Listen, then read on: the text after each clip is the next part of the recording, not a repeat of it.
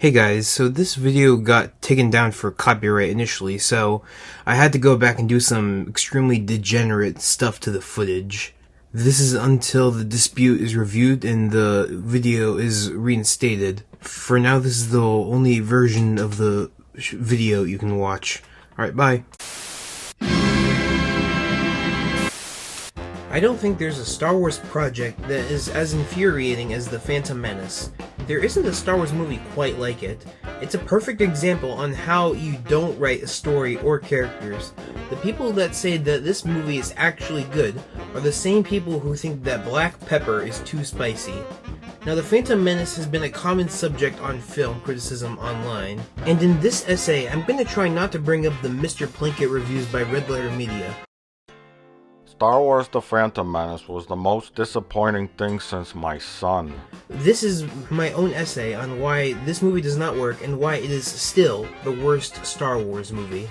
Now first, let's get the positives out of the way. This movie is a technical marvel, like films such as Titanic, Wizard of Oz, and of course, the original Star Wars. It revolutionized and paved the way for so many filmmaking techniques we take for granted, such as motion capture and computer-generated effects. And it's able to balance that with a healthy amount of practical effects, sets, and miniatures. But the one part of this movie that is spot on is John Williams' score.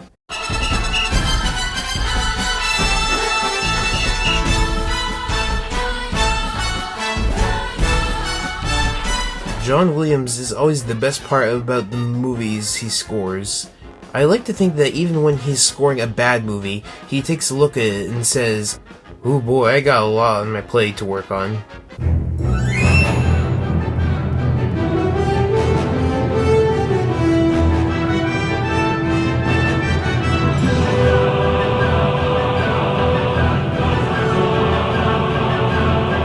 And that's all I'm gonna say in terms of praising the movie for now, so enjoy it. The Phantom Menace is bad from the very beginning. With the opening crawl, there's quite a bit to dissect here. First of all, it's objectively boring. Turmoil has engulfed the Galactic Republic. The taxation of trade routes to outlying star systems is in dispute. Now, I've said before that I don't think politics in a story are bad, but that's only when it's presented in an engaging and coherent way. The opening crawl, and by extension the movie, doesn't make the politics seem interesting or engaging at all. The paragraph's wording is very dull.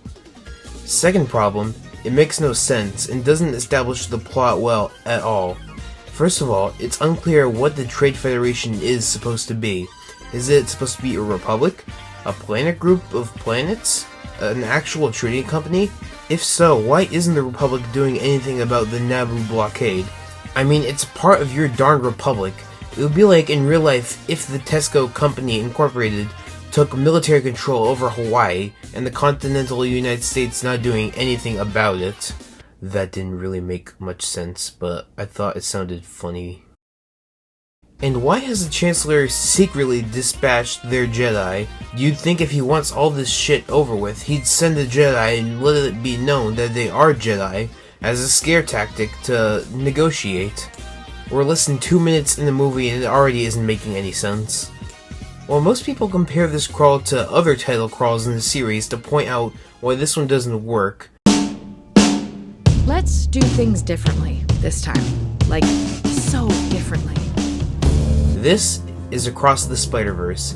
It utilizes an opening monologue by Gwen about the characters in the story, accompanied by engaging music and striking visuals to inform the audience on what the plot of the movie is going to be, by showing us snippets of the movie we're about to watch without spoiling it. It also informs us on what Gwen and Miles' character arcs are going to be, and recaps everything you need to know about the prior film Into the Spider-Verse in less time than the opening crawl does. Can I watch Spider-Verse instead? So we open up the movie with our protagonists, Qui-Gon Jinn and Obi-Wan Kenobi. Here they're having one of two heart-to-hearts in the entire movie. And this is also the biggest problem with this movie. Every problem in this movie boils down to this one issue. The character writing is abysmal.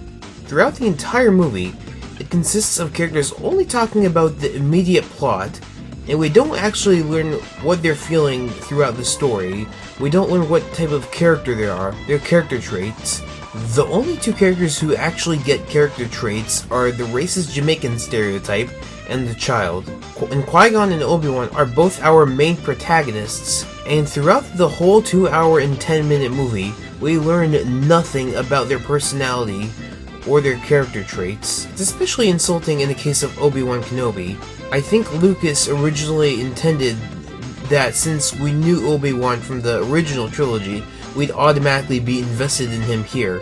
But that's not how it works. This is a prequel set 50 years in the past. You didn't establish what type of character he is here, so why should we care about him? Also, you know how I said one of two heart-to-heart scenes? That's because the other one is at the end of the darn movie. We then cut to the racist Asian stereotypes talking with Palpatine about the Jedi, and this is where Palpatine says, My lord, is that legal? I will make it legal. which makes no sense. He's currently a senator, and he has to keep up his facade of denouncing the blockade in the Senate. See, this brings up another issue with the movie, and most of George Lucas's movies. The dialogue is often the worst part about them. Most of the lines don't make any sense. Even back as far as the original trilogy, the actors constantly bullied George about his dialogue.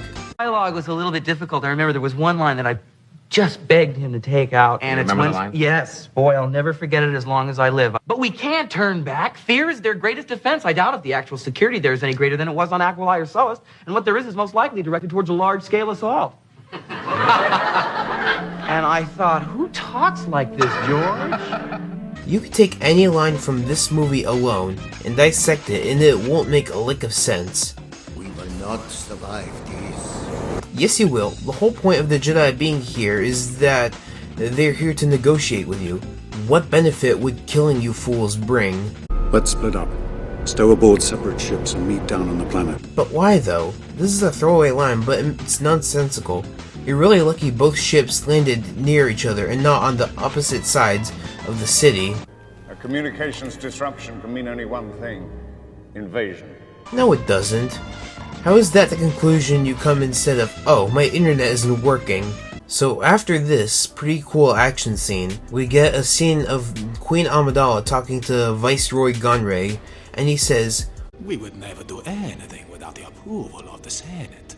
so if they are a trading company, why do they have a presence in the Senate? See what I mean by the world building is awful in this movie?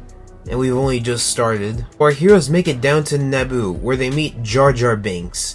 And this is my biggest hot take of all. Jar Jar is the best part of the movie. Every character in the movie is so stoic and doesn't emote at all. And this makes Jar Jar look like the only normal person out of everyone here. My lord, no. Me say day starting pretty okie day with the brisky morning munching, then boom!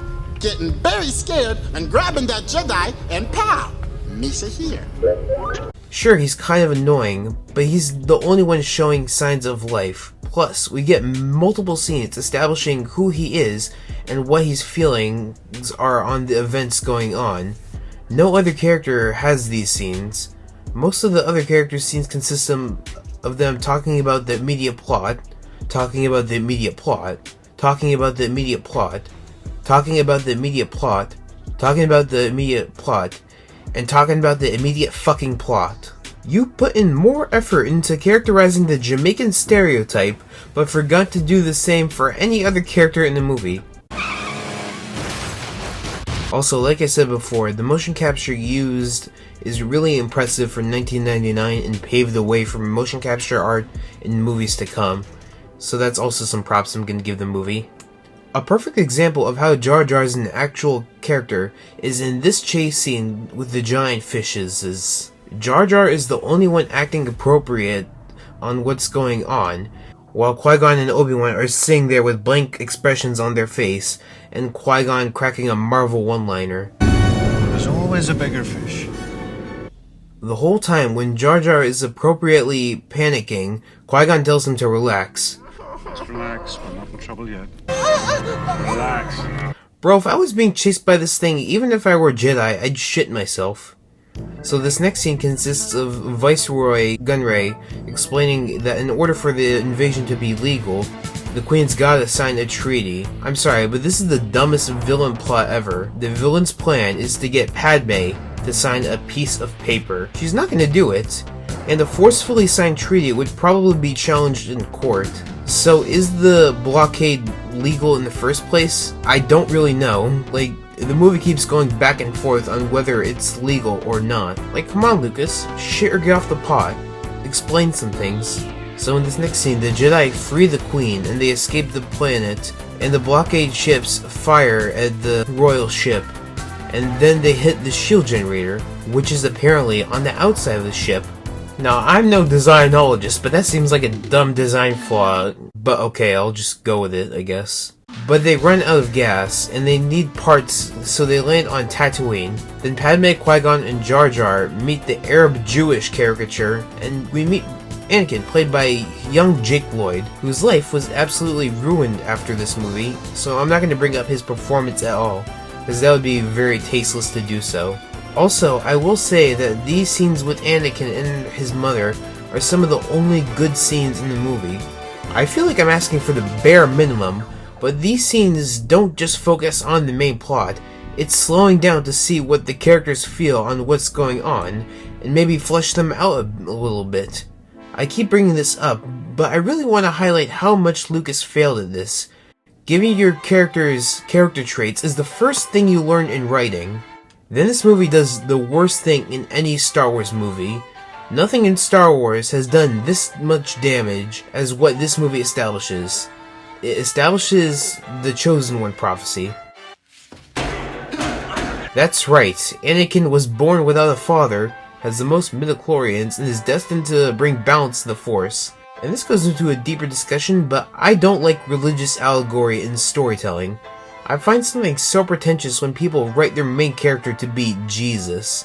It feels like you're forcing it upon others. If you're religious of any faith, that's cool, no problem with it, but keep...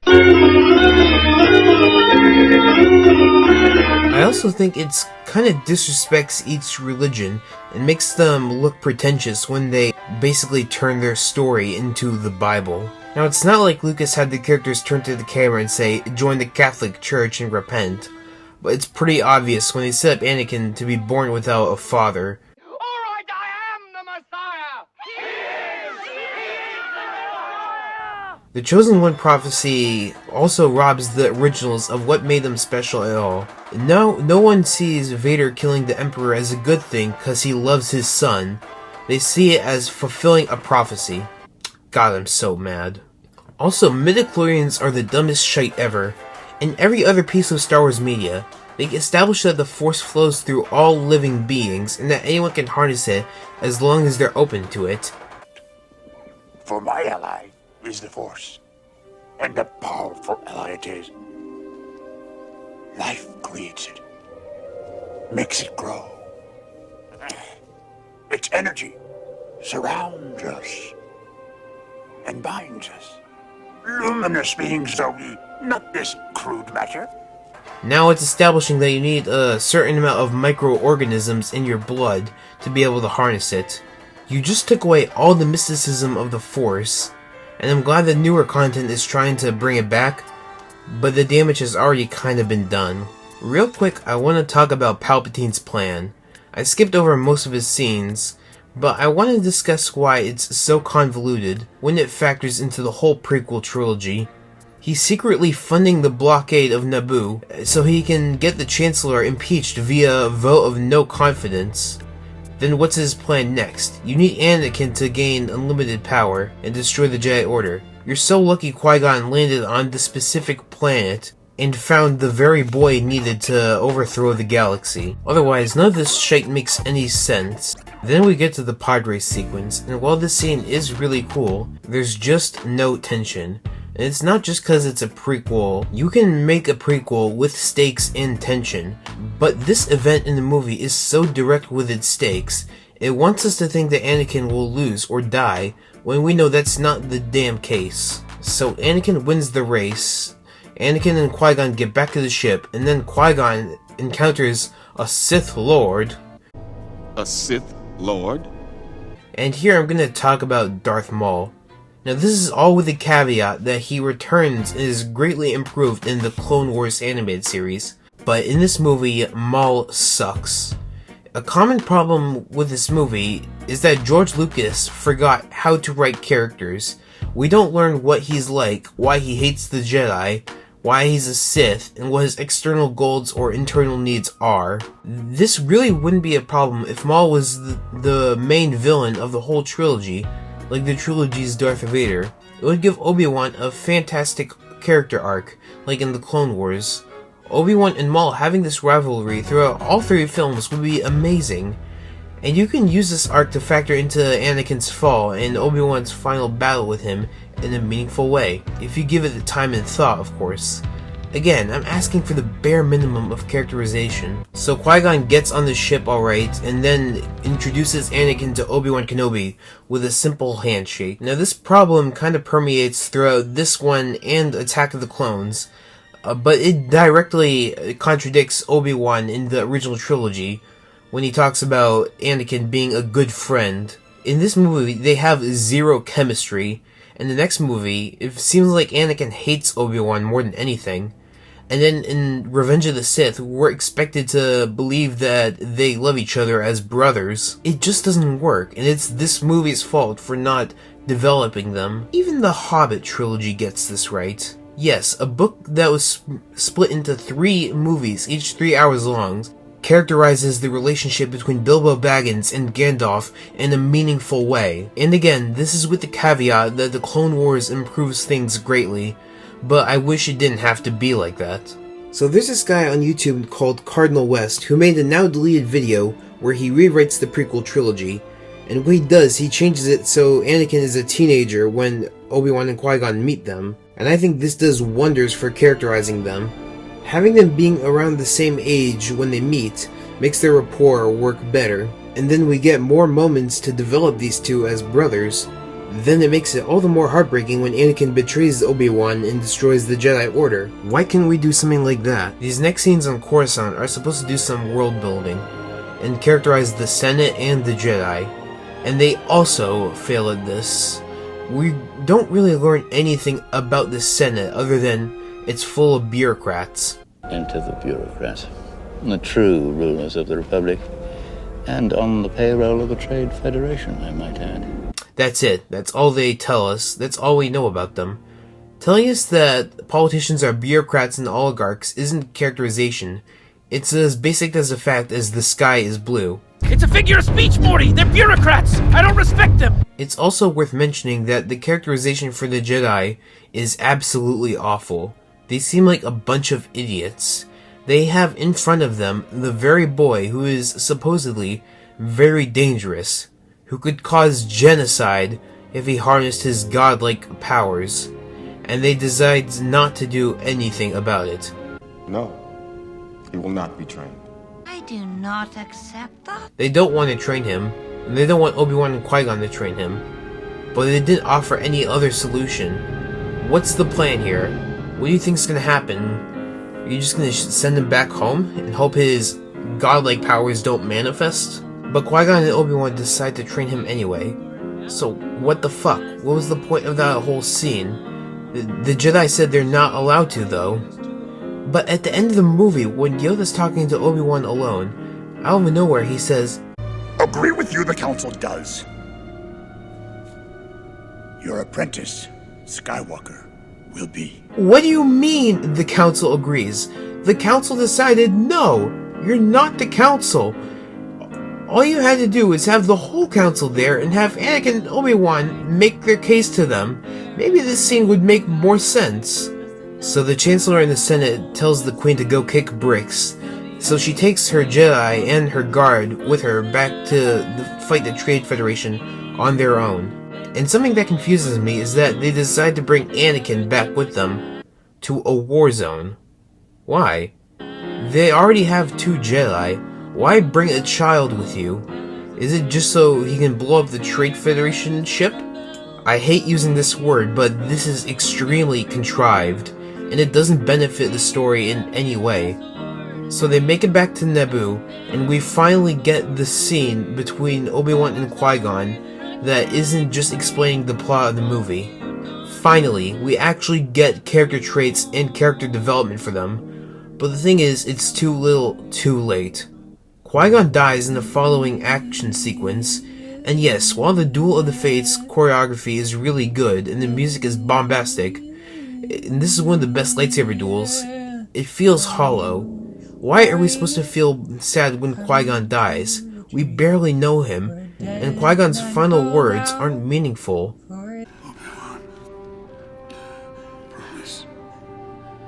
Promise me you will train the boy. Yes, Master. He is the chosen one. He will bring balance. I swear to God, I've never seen a movie so disinterested in giving their characters an arc or any character writing. Why are we supposed to feel sad when this happens?